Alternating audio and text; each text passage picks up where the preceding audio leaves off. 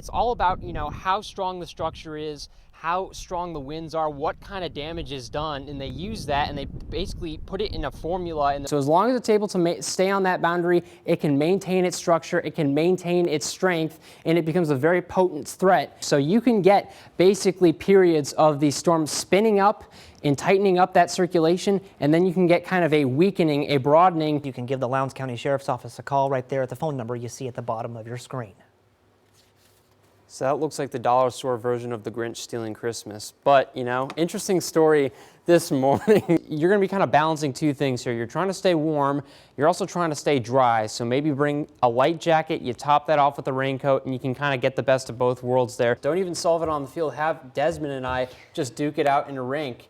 And whoever wins gets the win. I'm wearing a windbreaker. It's 52 degrees, so with the sun, a little bit of a light wind. If you're moving around, it doesn't actually feel so bad, but if you stand around for just a few seconds, it starts to get a little bit chilly. It's sandwiched between two layers of colder air, and because that air is colder and more dense, especially for this bottom layer near the surface, this air actually cannot rise. That weather and a great bowl of cereal.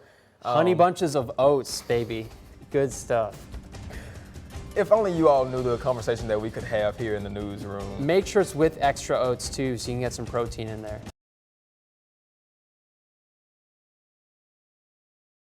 This line of storms right here, cold fronts off to this back. There's a warm sector right here that's bringing in all of this moisture and warm air, which has set us up basically with a perfect situation to get these individualized cells, which by themselves tend to do a lot better. But those reds are those outbounds like this, and those greens are those inbounds, and that's what our rotational couplet looks like right there on the radar, and it's broadened up just a little bit. When you see these debris balls, is the radar's telling us, hey, we're seeing objects that are not the same size in shape, and so it really stands out on radar as opposed to really these darker purples that you see right here, which is all just rain because it's uniform in size, uniform in shape. Has been issuing these longer warnings because it's anticipated that a lot of these cells, they are longer track cells. They can intensify at any time. So this cell right here, even though not looking maybe particularly the strongest, certainly robust,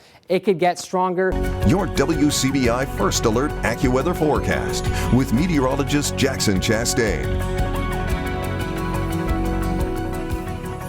Okay, so this is a live look at Vernon right now. This is our Alpha Insurance Derms Pharmacy Skycam. Just very, very calm conditions outside. Our temperatures, again, I can't complain about these. I actually really like these 60s.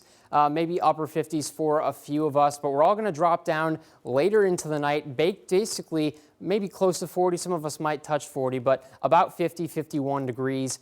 And then we do it all again on Monday, 78 for the high. Plenty of sunshine on tap, maybe a little bit of a gust, but nothing in the way of rain or clouds or anything, just a sunshine, beautiful, lovely day outside. You're going to want to enjoy this, and I'm pointing this out just because on Tuesday, you get a little bit of a change. It's not going to be like Monday. In fact, it's going to be exactly the opposite. It starts with this upper level jet stream right here that starts out kind of making its way northeast down to the southwest. It moves over the next few days over to our location, at which point it becomes oriented to where it's northwest to southeast. Now, that's what we call a negative tilt. And negative tilts are actually very, very favorable in jet streams for severe weather. So something we're watching right here because it's basically positioned right over northern Mississippi around midpoint in the day, and then it kind of moves its way on out. But we also have some fuel right here.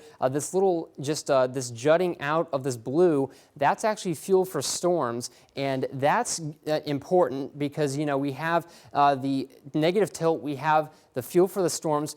The only thing we're missing right here is that forcing mechanism, and we're actually going to get that. That's going to force that instability. That's from a cold front that's going to make its way on through Tuesday, and that relieves us with a level 2 risk for most of northern and central Mississippi. Parts of western Alabama still sitting with that level 1 risk. Doesn't mean you're not going to get anything, though.